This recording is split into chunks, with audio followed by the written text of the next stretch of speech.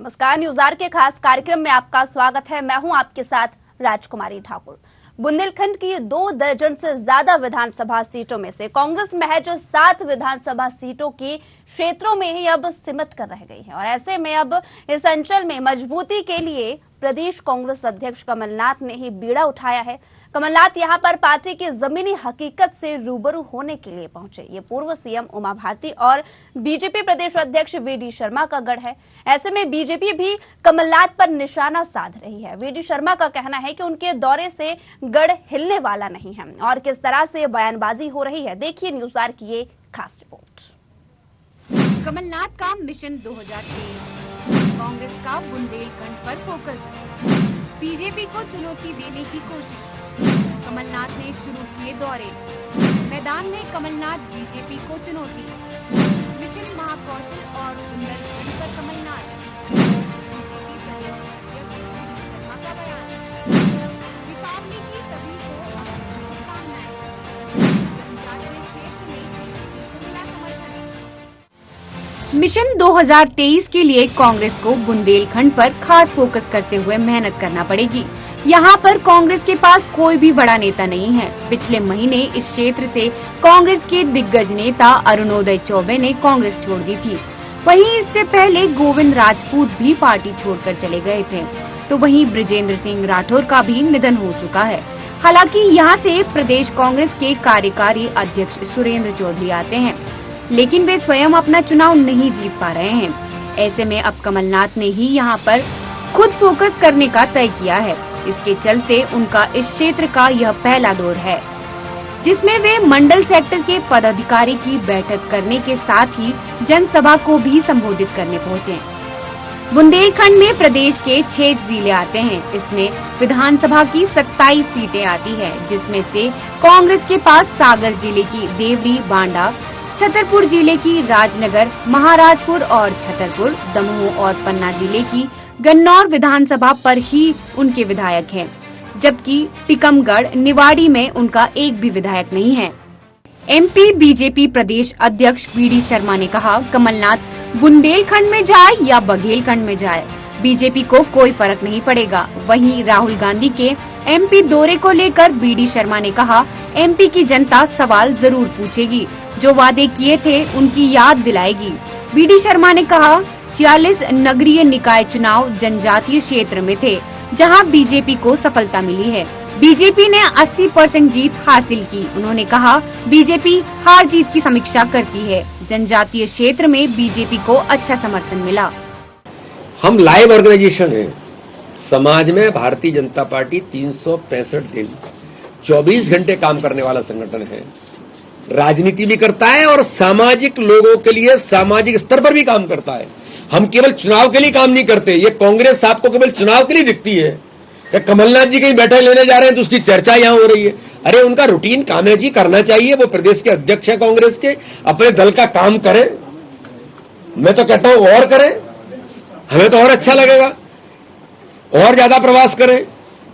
लेकिन भारतीय जनता पार्टी के नेतृत्व ने, कार्यकर्ताओं ने, गरीब कल्याण की योजनाओं ने, जनता ने दिखा दिया झाबुआ के अंदर कि भारतीय जनता पार्टी को कैसे जनता समर्थन में आशीर्वाद और स्नेह दे रही है।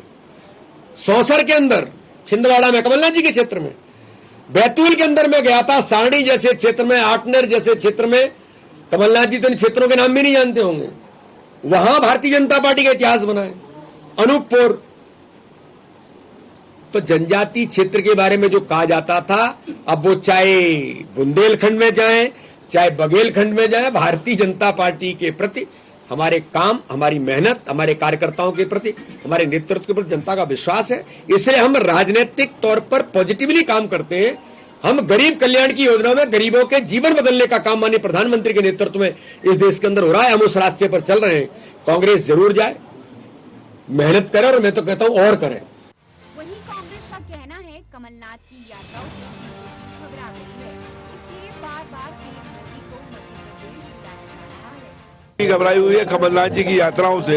वो बार-बार पीएम को और अमित शाह जी और बाकी नेताओं को बुला रहे हैं। आप लोग नहीं बचोगे, कमलनाथ जी की सरकार बनेगी 114 से नहीं 174 से, और 2024 में राहुल गांधी के नेतृत्व में कांग्रेस की सरकार बनेगी दिल्ली में। विधानसभा चुनाव से पहले बीजेपी और कांग्रेस दोनों ही दल पूरी तन्मयता से जुट गई है। मतदाताओं को लुभाने के लिए अभी से वादे और दावे किए जा रहे हैं। आरोप प्रत्यारोप का दौर भी लगातार जारी है। सवाल ये है कि क्या सियासी दलों के आरोप प्रत्यारोप से मतदाता प्रभावित होंगे। Desk report, news hour, Bhopal.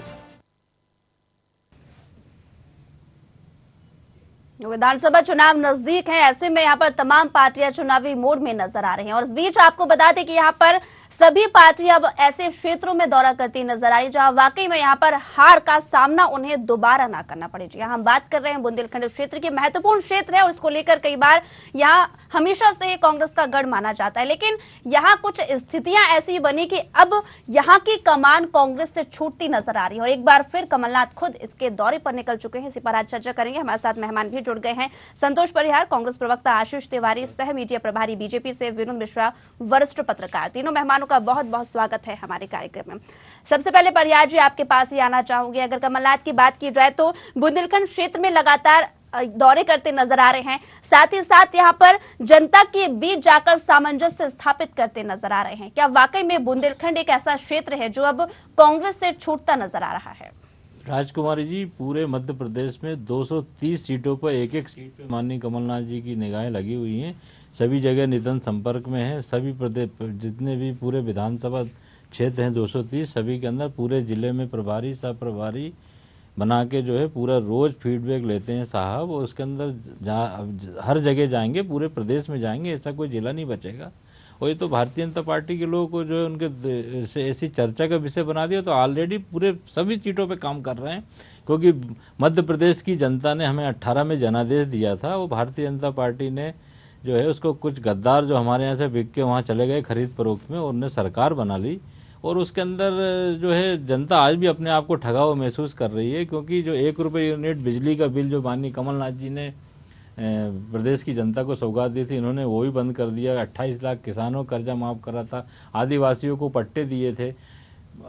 शादी में जो है 21,000 मिलते थे तो उसको 51,000 कर रहा था। तो माननीय कमलनाथ जी ने 15 महीने में जो कार्य किया था वो पूरे प्रदेश की जनता को मालूम है। ठीक है। और उसके अंदर जो है आने वाले समय में हर जगह कहीं कोई कमी नहीं रह जाए, इसलिए कोई भी सीट नहीं छोड़ रहे हैं। जो लगातार जो हम हारते आ रहे हैं उस पर भी हमारा विशेष ध्यान है कि क्या कारण है। और माननीय कमलनाथ जी के नेतृत्व में पूरी तरीके से जो है कांग्रेस का हर कार्यकर्ता उनके नेतृत्व में लग के जो है करने तैयार। तिवारी जी, कमलनाथ के दौरे को लेकर क्या कहेंगे आप?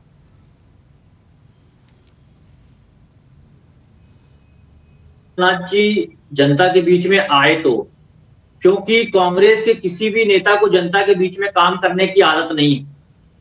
और रही बात बुंदेलखंड की, तो बुंदेलखंड भारतीय जनता पार्टी का गढ़ था और है। एक समय हुआ करता था कि बुंदेलखंड के पन्ना जिले में 3 सीटें थी, तीनों सीटों में भाजपा का कब्जा हुआ करता था। छतरपुर जिले में 5 सीटें हैं, 5 में से 4 सीटें भारतीय जनता पार्टी के पास हुआ करती थी। टीकमगढ़ और निवाड़ी में तो अभी भी कांग्रेस का खाता नहीं है। तो ये जो परिस्थितियां हैं, ये परिस्थितियां ये बता रही हैं कि कांग्रेस अपना जो जनाधार था वो खो चुकी है। और कांग्रेस के पास आज बुंदेलखंड के अंदर कोई भी एक नेतृत्व नहीं बचा है, एक भी नेता नहीं है। यहाँ पर जो उनके वरिष्ठ नेता सत्यव्रत चतुर्वेदी हुआ करते थे, उन्होंने भी कांग्रेस छोड़ दी थी। और ऐसी परिस्थितियों में आज कांग्रेस के पास में जब नेता नहीं है तो कमलनाथ जी बुंदेलखंड में आए, अच्छी बात है, उन्हें आना चाहिए पार्टी अध्यक्ष होने के नाते। पर भारतीय जनता पार्टी का जो जनाधार यहाँ पर स्थापित हुआ है वह आने वाले समय में बरकरार रहेगा। ठीक है मिश्रा जी, क्या वाकई में यहाँ अगर बात की जाए बुंदेलखंड क्षेत्र की, तो यहाँ की डोर जिस तरह से लगातार छूटती नजर आ रही है, तो कांग्रेस सक्षम होकर यहाँ पर आगे आने का प्रयास इसलिए भी कर रही है क्योंकि शायद कयास लगाए जा सकते हैं कि विधानसभा चुनाव में वाकई में इस पर एक कब्जा करना और साथ ही साथ सामंजस्य जनता के बीच स्थापित करना बहुत मुश्किल हो जाएगा।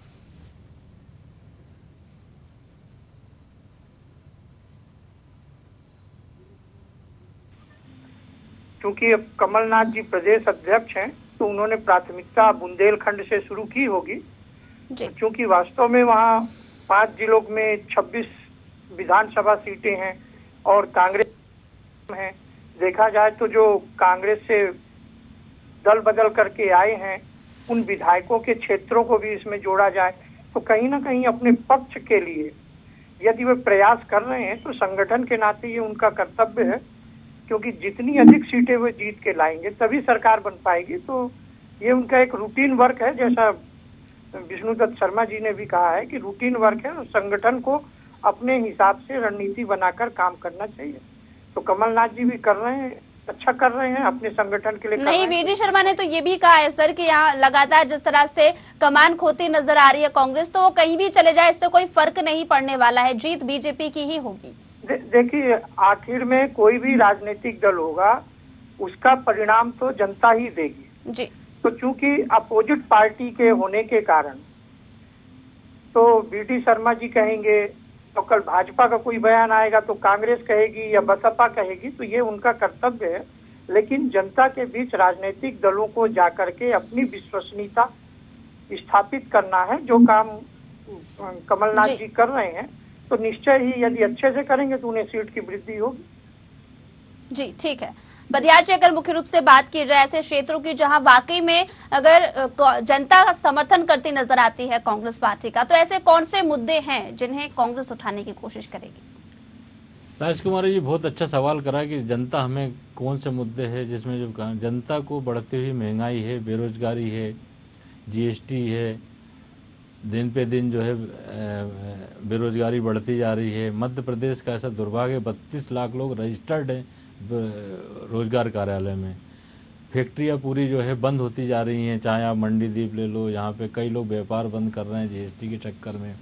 पूरे मध्य प्रदेश में लूट का अंबार लगा हुआ है, पूरे मध्य प्रदेश के अधिकारी केवल लूटने में लगे हुए हैं और पूरी तरीके से जो है काम कर रहे हैं, भ्रष्टाचार में पूरे डूबे हुए हैं। आपके जो है रोड आज बनाते हैं, 1 महीने पूरी रोडें ढह जाती हैं। डैम में अभी आपने देखा होगा डैम पूरा बह गया। तो पूरी तरीके से मध्य प्रदेश सरकार भ्रष्टाचार में, महंगाई में नंबर, मध्य प्रदेश के अंदर पूरी तरीके से आपने देखा होगा कि आपके भ्रष्टाचार में नंबर 1 सरकार है। मध्य प्रदेश के पूरे अधिकारी रिचार्ज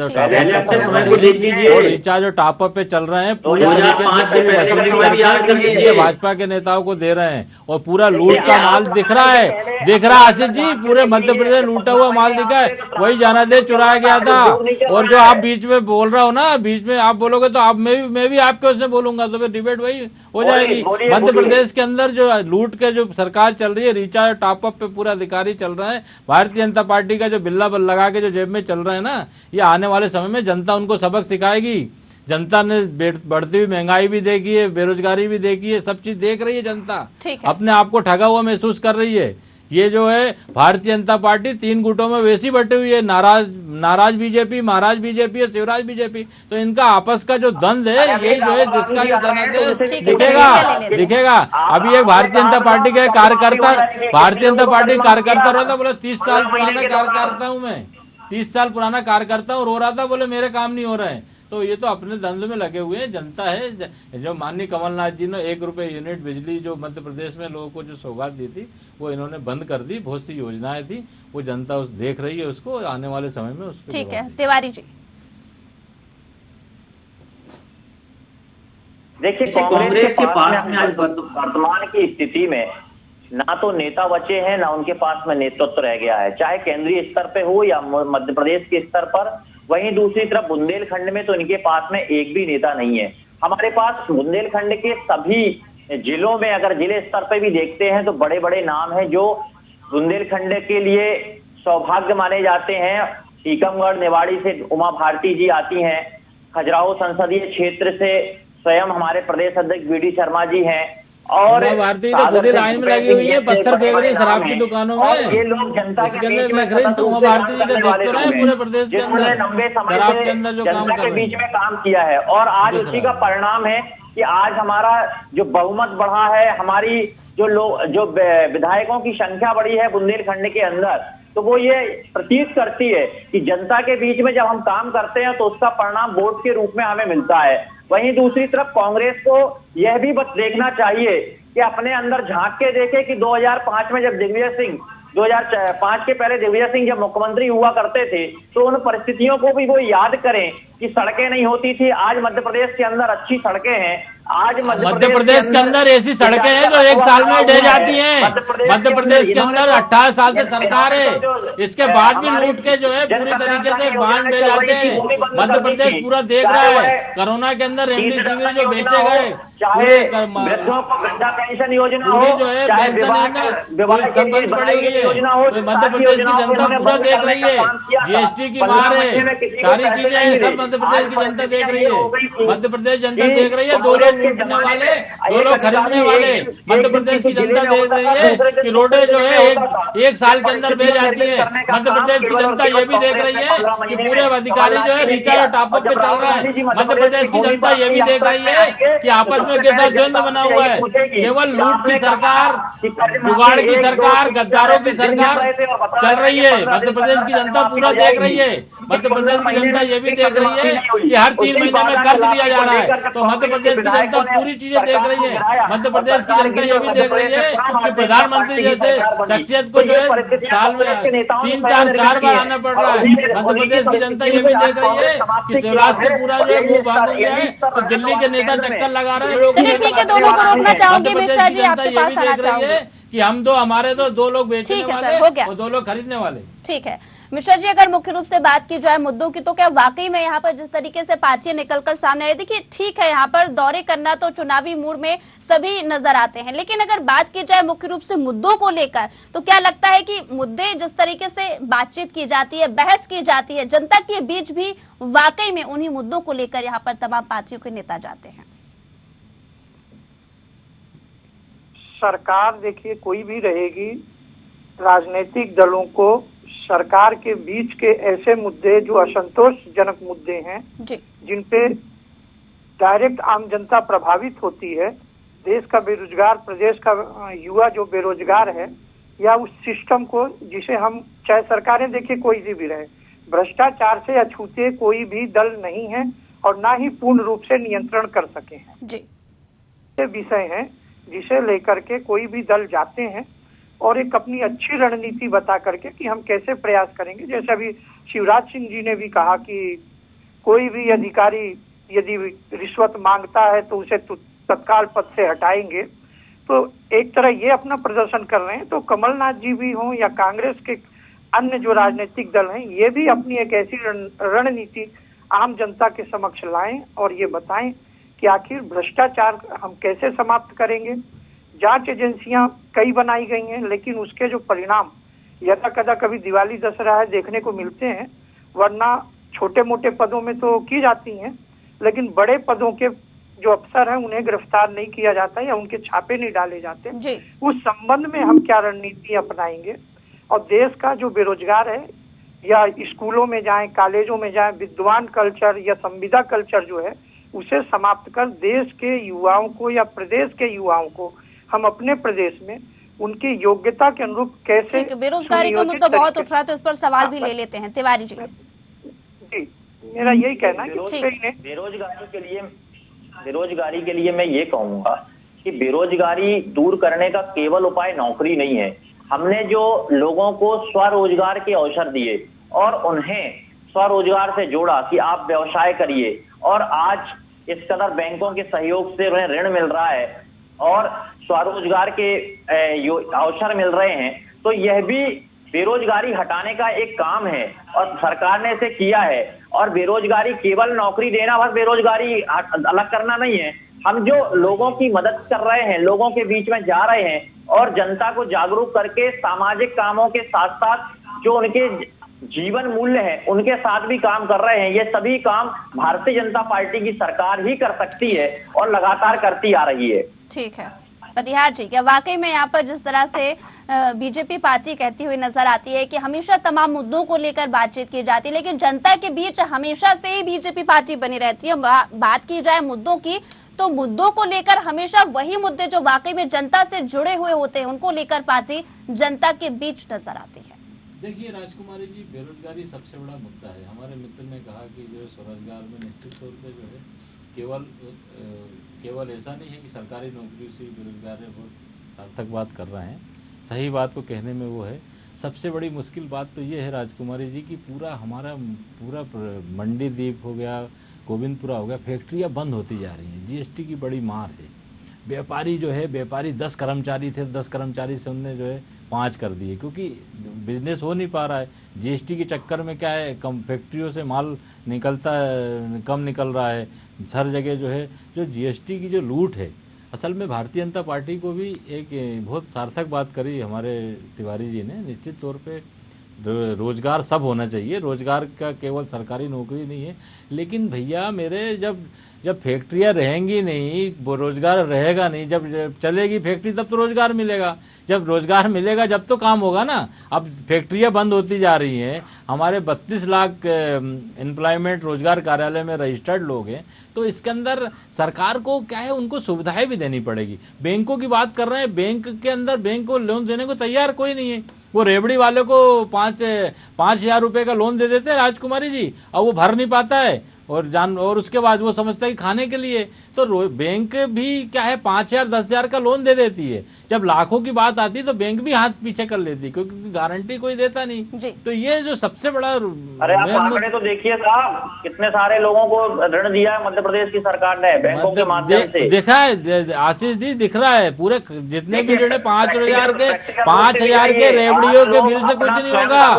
उसके लिए उसके अंदर ये भी ध्यान रहे, आज लोग स्वयं की फैक्ट्रियां लगा रहे हैं। आज नए लड़के पढ़ के निकल रहे हैं, कहाँ की बातें कर रहे हो, आधी बंद पड़ी है, आधी बैंक में नीलाम कर दी है, लूट मची हुई है पूरी तरीके से। होगी तिवारी जी आप बहुत गलत फहमी में हैं। मैं आपको बता रहा हूँ ना कि मध्य प्रदेश के अंदर जो रिचार्ज और टॉप अप पे जो मध्य प्रदेश सरकार चल रही है, और जो यहाँ के अधिकारी जो वसूली करके ऊपर दे रहे हैं, इसका नीचे वाले जनता पे असर पड़ रहा है। इस पे आप भ्रष्टाचार पे आप ध्यान नहीं देंगे, आप उस पे ध्यान नहीं देंगे, केवल कमाने में लगे रहेंगे। रोडें ढह जाएंगी, रोड ढह गई, क्या हुआ, कितने पे बड़े अधिकारी पे कार्रवाई हुई, पुल ढहा तो, रोड ढहा तो किस पे कार्रवाई हुई, क्योंकि करते नहीं है, मिली भगत है, मिले हुए लोग हैं, तो इसलिए बातें करते हैं। मेन जो रोजगार की बात है, रोजगार तो जब होगा ना जब फैक्ट्रियां चलेंगी। फैक्ट्रियां चल ही नहीं रही, आधी ज्यादा बंद हो गई, किस्त भर नहीं पाते हैं, जीएसटी की मार है, महंगाई की मार है, तो हर चीज की जो व्यवस्था, मिश्रा जी इसके पास आना चाहूंगी। मिश्रा जी ज्यादा से ज्यादा जो है वो गिरी हुई है। मिश्रा जी अगर मुख्य रूप से बात की जाए मुद्दों की, तो यहाँ पर हमेशा से ही बयानबाजी होती नजर आती है, डिबेट भी कई बार इन्हीं मुद्दों पर होती है, लेकिन वाकई में अगर जनता के बीच जाते हैं तो जनता का यही बयान सामने आता है कि मुद्दों पर अब बात नहीं हो रही है, सिर्फ राजनीतिक मुद्दे जो हैं उन पर ही बातचीत होती है। जनता से जुड़े हुए मुद्दों को शायद यहाँ पर तमाम पार्टियां भूलती नजर आ रही हैं। जनता से जुड़े मुद्दे, मध्य प्रदेश की जनता का यह दुर्भाग्य है कि ना तो कांग्रेस करती है, ना बसपा करती है, ना भाजपा करती है। ये सभी जो राजनीतिक दल प्रदेश में किसी न किसी तरह से अपना अस्तित्व रखते हैं, ये मात्र अपने कार्यक्रमों के शोबाजी के अलावा और ऐसी कोई भी विषय जो जनता से जुड़ी हुई डायरेक्ट है उसके लिए दिल से और कर्तव्यनिष्ठ होकर कभी नहीं करते जी। केवल अपनी गुणगान और महिमा और एक दूसरे के कटाक्ष के अलावा ये ऐसा कुछ नहीं करते। ये प्रदेश की जनता भुगत रही है। एक ये भी कारण है जिससे कि जनता का जो एक राजनीतिक प्रक्रियाओं और राजनीतिक दलों से मोह भंग हो रहा है, और जिसका खामियाजा यदि देखें तो तमाम उन ग्रामीण क्षेत्रों को भुगतने के लिए मिल रहा है जो वाकई में आज तमाम सुविधाओं से वंचित हैं। बिल्कुल सभी को मिल रहा है जी बिल्कुल। और इसी के साथ तीनों मेहमानों का बहुत बहुत शुक्रिया हमारे कार्यक्रम के साथ जुड़ने के लिए। आपको बता दें कि यहाँ पर चुनाव नजदीक है, ऐसे में तमाम पार्टियां चुनावी मोड में नजर आ रही है। सवाल ये उठता है कि जनता के बीच जाकर सामंजस्य स्थापित करने में कौन सी पार्टी सफल होती है, ये तो आने वाला समय ही बताएगा, लेकिन जनता को वाकई में चाहिए कि मुद्दों पर बातचीत की जाए, उनसे जुड़ी हुई तमाम उन बातों पर, उन विकास के कार्यों पर बात की जाए जो वाकई में वाजिब है और कहीं ना कहीं उनके लिए महत्वपूर्ण भी होती है। लेकिन फिलहाल मुझे दीजिए इजाजत, जुड़े रहिए न्यूज़ आवर के साथ। नमस्कार।